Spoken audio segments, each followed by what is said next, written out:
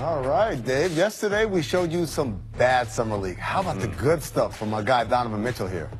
Look at this move. Yeah. It was a little bit of a Byron Russell. Tatum kind of got the pushed off from the leg, the little body. Contact, but I like the pass though. It was a great pass, but I like that Jason Tatum had his welcome to the NBA moment. Because he's been having a great summer league. Yeah. But, A little too big for his britches. The game winner. A couple of yoking on some guys. Yeah, you feel good. You get something that just brings you back down to earth. Welcome to The Jump. I'm Amino Hassan. I'm in for Rachel Nichols. If you have such a hankering for her, she'll be on later at 8 Eastern on the Jump Special tonight, live from Summer League. But for right now, I'm joined by Dave McMenamin, my guy, the Syracuse guy. So, Dave, summertime, and the living is easy. That's right. My favorite part of the NBA calendar is here. Summer League. Yay. It's a time of great optimism as everyone is reveling in the new toys they have, be it a big trade acquisition or a blockbuster free agent signing or that hot new draft pick. That's right. Summer really belongs to that guy because that's the guy we've never seen before in an NBA setting, and that's the guy we get to see on the floor right now.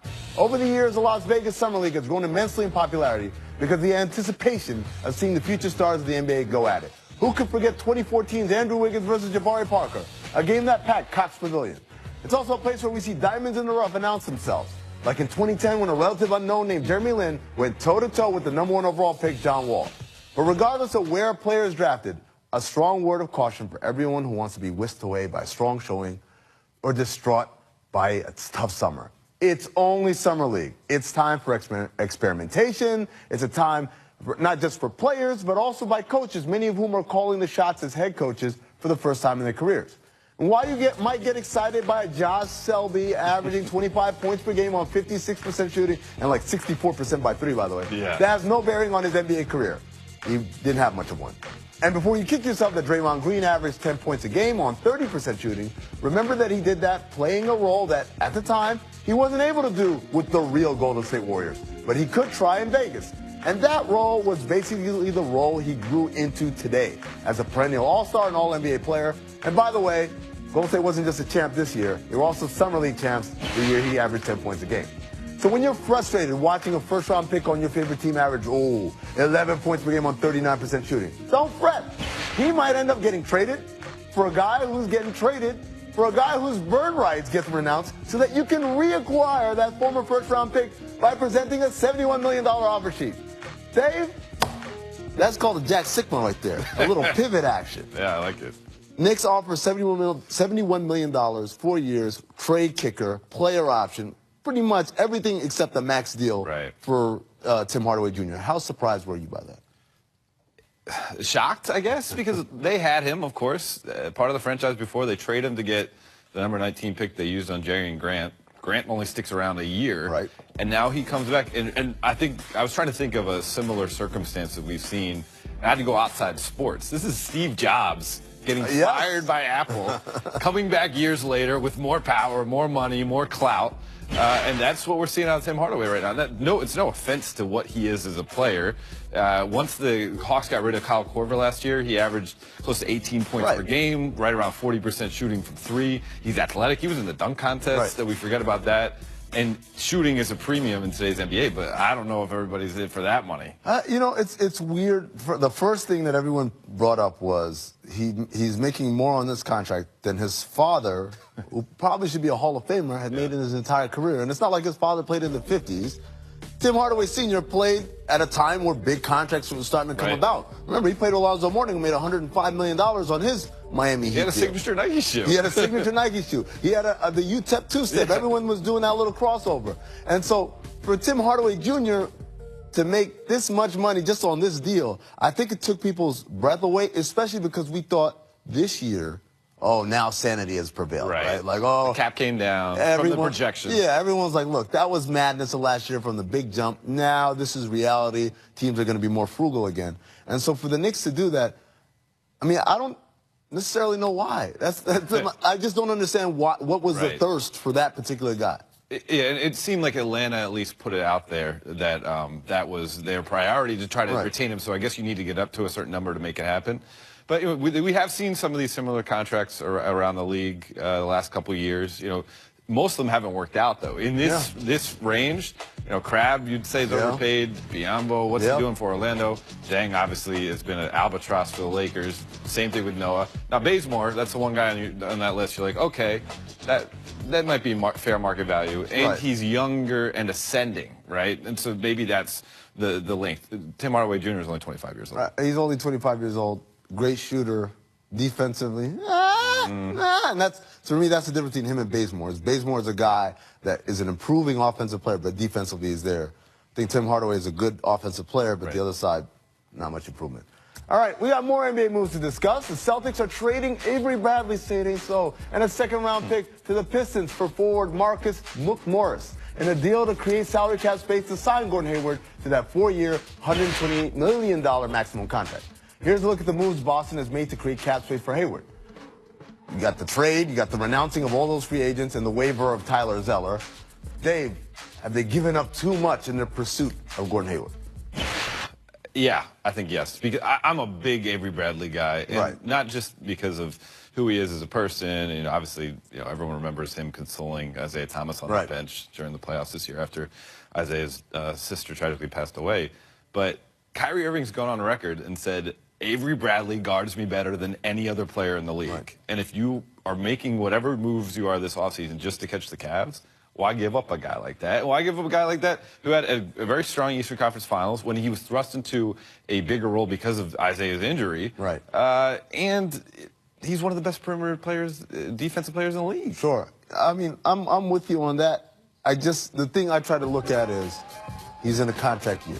How much is Avery Bradley going to cost the Celtics a year from now? And when you say, look, Marcus Smart isn't as good as he is, but he kind of does the things that we need from that position, right? The offense was nice, but we're moving to a different era of Celtics basketball where I don't need that much offense from my point guard. I just need you to go out there and be a pest and lock up guys. And Marcus Smart, being a bigger player, gives you a little bit more latitude in terms of the types of guys that he can defend. I'm not mad at this deal. We knew that somebody had to go for this to happen. And at the end of the day, it comes down to, were you really going to say no to Gordon Hayward because you wanted to keep Avery Bradley? But it seemed like Crowder was the guy his game was kind of atrophying a bit. And they ended up keeping him versus Bradley. And also, you think about offensively, defense is a huge part of the game, but when teams double and triple team Isaiah Thomas in late game situations in the playoffs, Bradley's a guy who's an excellent catch-and-shoot player, or very proficient. Absolutely, yes. Marcus Smart isn't. And obviously he had a great game in the playoffs. Yeah, the one. He had 7 or 8 threes, but that's not who he is. Perhaps he can become that, but I would have, if I'm the Celtics, that'd be the one guy I would want to keep in the core, and I'd have an easier time getting rid of Smart or Crowder. The Jay Crowder deal, very affordable. Yeah.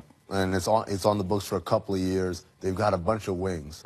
Maybe they can flip him later on for something else. Just keep it moving. You know how he loves those assets. He does. Let's talk about the champs, free agency, because they have not been quiet. Looking at the Warriors' moves here, they re-signed their 2 MVPs. Damn, that sounds disgusting to say. And also made sure to bring back key contributors in Iguodala, Livingston, and David West. On top of that, they added more shooters by signing Nick Young and Omri Caspi.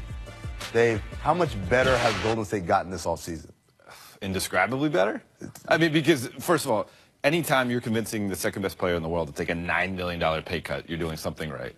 At the same time, you're re-signing a guy who's won 2 MVPs. At the same time, the pay cut has allowed you to bring back, a guy who's your best bench player and an emotional leader in Andre Iguodala, another really good bench player in Sean Livingston. And now, by getting guys like Caspi and Nick Young, Livingston and Iguodala, who are not super old, but getting up there a little bit, you can preserve them during the regular season and give bigger minutes to Swaggy. You know what's funny about Nick Young? He's the type of guy that, how many teams are there in the league? 30 teams, 29 other teams. They signed that guy. It was like, oh, why are we signing that guy? He's a troublemaker. He goes on the Warriors like, it's not fair. They keep getting richer. Because the idea is that when you're that good, you know, we've seen this in San Antonio a lot, right? That they manage to get the best out of you, and all the negatives can be hidden because they have enough people to hide it there. Nick Young, as you know, last year in L.A., kind of had a little bit of a spiritual awakening, realizing, look, I'm this close to playing in China. I need to get my act together. So he was a lot better defensively, a lot more locked in. he's always going to be who he is offensively, and I'm of the belief that you don't want to take that away from him. You don't want him thinking out there. So let him go out there in his 15 minutes, get buckets. Yeah. It's not happening. You pull him, you sit him down. Yeah, have a little Drew League to his game. That's where he thrives the most. And, you know, he did that under Luke Walton. Right. And certainly the Warriors, I think, took note of that, you know, with the connection to Luke Walton. And they see what he's capable of. Yeah, by the way, one of the best catch-and-shoot players last year. Just he's got to catch and shoot, not dribble it. All right, we need to take a quick break. But coming up next, we'll examine the state of the land after 1 week of off-season moves, or lack thereof. This is The Jump. All things Cavs with the man who knows all things Cavs, Mr. Dave McMenamin here. What's going on, Dave? Let's talk it. Let's do it. Up first this offseason. The Cavs gotten worse? I think by virtue of the age of their roster, every day that passes, they are getting worse. Because they haven't upgraded with any sort of two-way player, any playmaker, any youth. And, you know, the guy they've had is Jose Calderon. Nice player, 36 years old. The guy they've been talking to, according to Joe Varden of Cleveland.com, is Jamal Crawford. Right. Nice player, 37 years old. Now, I'll give Crawford some credit. In the playoffs last year against Utah, he had 4 games of 10 points or more. He's a young 37. The Cavs bench combined in the NBA Finals, 0 games of 10 points or more of any individual. So he would be an upgrade just based on what they have right now. Right. But that's not going to bridge the gap between them and the Warriors. Glass half full. The entire East got worse other than Boston. Right. So you can say, you know, they've status quo. Glass half empty, obviously, they're not here to win the East. They're here to win it all. And so that's a tough pill to swallow. The other thing also is this general manager position thing. I mean, I don't know how many ways you can mess up a championship team, a championship caliber team, but this has to be one of them where you're just wasting time here. Do we know of any other candidates, for instance? We certainly do not. What I've been told, speaking to people around the team, is that the last couple weeks have been almost on-job training or in an active interview for guys like Kobe Altman and Mike Gansey, and they're doing an exemplary job of not licking their wounds and recognizing the chaos that's going on, just putting their head down and trying to get deals done. But they're put in a tough position, and you know, basically what I've been able to glean is that guys on the Cavs, LeBron James included, feel like they went into the offseason with no plan. Right. If you're going to get rid of David Griffin, that's one thing. It's questionable, but it's one thing. But you got to make sure you get your guy as a replacement. They didn't, and now they are rudderless, and quite frankly, are a bit embarrassing the way their offseason's gone. It's not easy, you know, if you're in an interim role and your job is to deliver a championship now before LeBron leaves. I mean, it's just hard to kind of navigate those waters. All right, next question. Will anyone from the Banana Boat join? We've taken upon ourselves to highlight Carmelo Anthony here. He's expressed interest in Cleveland and Houston. CP3 and D-Wade seem to be locked into their respective situations for at least one more year in Houston and Chicago. Dave, what do you think? Is there room for Melo in the land? I mean, yes, if they could add him to the big three. Right. If there was a buyout, but you know, I've talked to people around the league, and they feel like there was a $24 million buyout for Phil Jackson, which allowed James Dolan to avoid a $54 million buyout for Carmelo Anthony. So if it's a trade route, it's going to be Houston or the Cavs. You know, Adrian Wojnarowski reported those are the 2 teams he would waive his no-trade clause for. We don't know which one would be more likely to happen in New York until they get their new president slash GM. You know, so say that guy is David Griffin, and even David Griffin has a tremendous relationship with Kevin Love. Right. If I'm that guy taking over the job, I want a full rebuild because that buys me more time. Right. If I'm starting from the ground floor, you get a 5 or 6 year window to be the GM of the team. But if you're starting midway through the process and all of a sudden you're a playoff team with Porzingis and Love potentially, and then the fans' expectations change, it's a harder job to do. I mean, the whole thing here is if you got Carmelo Anthony instead of Kevin Love, I don't know how much better that makes him. Again, I think every question we ask about the Cavs has to go back. Will this help beat the Warriors? Right. No? Okay. Because you're still dealing with someone who's a defensive liability that they will exploit and take advantage of. I mean, is he a better defender than Kevin Love? If he is, just marginally so, right? Right. So, and Kevin Love, he did not have the best NBA Finals. The way he hit the offensive rebounds, particularly in Game 3, the Cavs lost that game, but he kept them in that third quarter, hitting the offensive glass. I don't know if Melo brings that little extra to the game. It's almost like overkill on the stuff they already have. Yeah. All right, question number 3. Is Dan Gilbert daring LeBron to leave? That ring ceremony seems like so long ago. LeBron has another year on his deal, then can leave Cleveland again if he wants to. Doesn't seem like Gilbert is worried about it, Dave, but it kind of feels like he's kind of saying, go ahead and do it. That would be a little sinister, right, to suggest that there's something beneath the surface where he's trying to push LeBron out the door. Perhaps, though, if he was to, like, let's say he doesn't want to offer LeBron the supermax of $209 million. Right. He can just try to sabotage in the meantime, and then LeBron leaves, and I didn't have to make that decision. Right.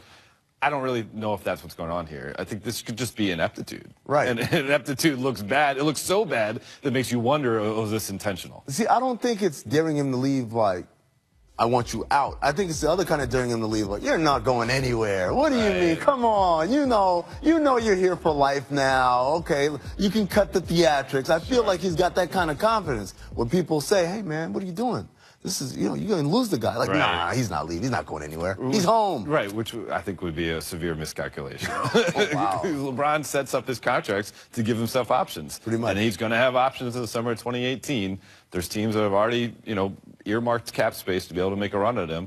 And if all he's seen in the final 12 months of his tenure with the franchise is chaos, is embarrassment, is no sense of a plan, because again, that's what I have been told that kind of LeBron's camp views this offseason thus far, he would be better served over the final part of his career to leave.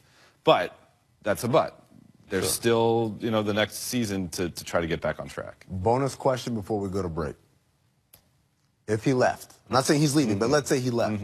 You have to put your money on going to the West or staying in the East. Which one will he do?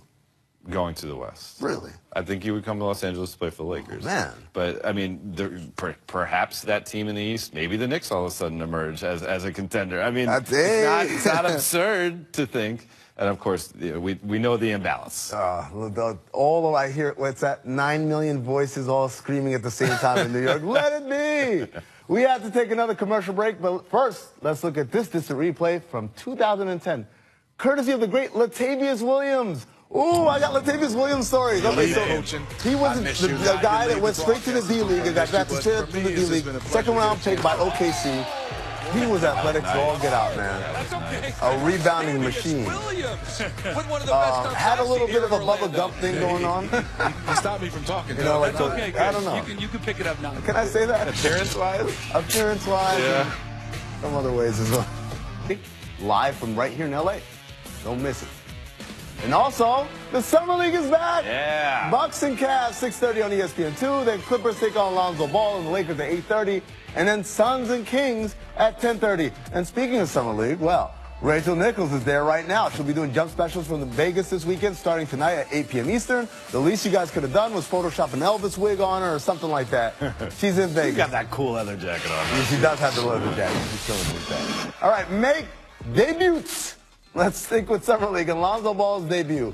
Dave, are you excited for this? Absolutely. I'm going to be driving out to Vegas. I'm going to miss it, unfortunately, but I'll be checking Twitter while I'm on the road. I'm just excited to see what LeVar is going to do. That's all I really care about. Tomorrow I'll see Lonzo Ball live. Yeah. Today is all about LeVar. Okay. Miss Bedhead. Gordon Hayward hasn't signed his Celtics contract yet, but he's found a new barber. Dave, are you relieved he won't be reverting back to this look? Oh, yeah, that's a tough one. Oh, man. I was curious if you'd do a totally new look, being the new city, but it's very important to find a barber on the road. Oh, man. My beard needs trimming. You don't have one here, an LA guy? I got a spot. Nate, loyalty. Yesterday there were reports that the clock has started ticking on Giannis' exit from the Bucks. Giannis squashed those rumors last night with his huge hand saying, "I've got loyalty in my DNA." Dave, will the Greek Freak regret tweeting this? Well, yeah, of course he will. Yeah, First of all, do, right? Is that a Drake lyric? First of all, beyond that, March 21st, 2016, Kevin Durant says Oklahoma City is home. July 4th goes to Golden State. I think Old Take's exposed Twitter account is just waiting to pounce. Freezing cold takes. Miss humility. Kevin Durant joked on his YouTube page that he's the one who got Dion Waiters and Andre Robertson their new contracts. Is it nice having KD back on social media in full effect? Oh, it's wonderful. And he joins a great lineage in terms of guys like Steve Nash and LeBron James, who just cashed out checks to other players. That's their true level of greatness when guys get paid. In the NFL, like the quarterback gives like watches to his O-line because they allow him to be great. I feel like he should give Steve Nash and LeBron and all these guys watches as well. Make age gaps. 40-year-old Vince Carter just signed a one-year deal with the Kings. His new point guard, De'Aaron Fox, was born just 6 months prior to Vince's draft day. That's great. Dave, how many more seasons does Vince have in him? This could be it. This could be it. But he's making $8 million. Good for him. And beyond that, the Kings are actually doing things the right way. Yes, they've had a great offseason. Let me just say this about Vince Carter. You don't make $8 million in the last year of your career, right? That means like there's still could be more to come. There's more to come. Missed conferences. This morning, Zach Lowe reported that Western Conference teams and front office execs are pushing for playoff seedings 1 through 16, regardless of conference. Surprise, surprise. Dave, are you in favor of this? Absolutely not. This is ridiculous. Quit your whining. The NBA's been around 75 years. We haven't switched up conferences before. Stop poaching from the East if that's too hard for you to do it. Get out of here. Or get a job in New York or Cleveland or somewhere like there where they're looking. All right, let's go to At the Buzzer. Pistons have announced the rights to Kentavious Caldwell-Pope, and the Nets are interested. Dave, do you like the potential pairing of D'Angelo Russell and KCP? I think there's some potential there. I think Russell has a lot of things to work on regardless of who his teammates are in terms of working on his body and maturity and consistency.